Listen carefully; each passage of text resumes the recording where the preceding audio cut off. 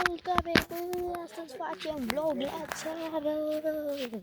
Uitați pe aici ce e, cum e, acolo e totul pe aici, uitați târul, frumos, de acolo e încuiat, vedeți pe aici ce, uite ce lemni. Nu știu că nu trec pe chiar pe vechi. Uitați pe aici, uitați casa. Vedeți cum e pacia. Uitați aici.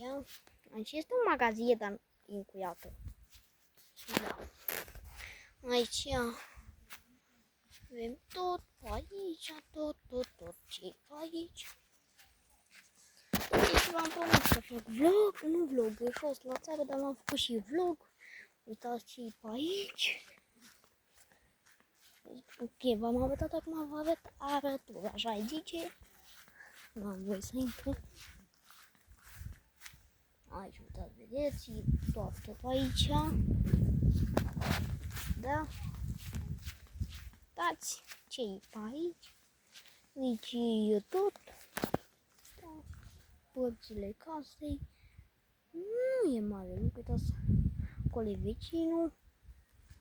Am arătat deja. Uitați ce e pe aici. Uitați aici, arătura. Da? Și cam atâta a fost. Sper că v-a plăcut. Dați like și să facem 800 un capa de abonați și hai, v-am pupat!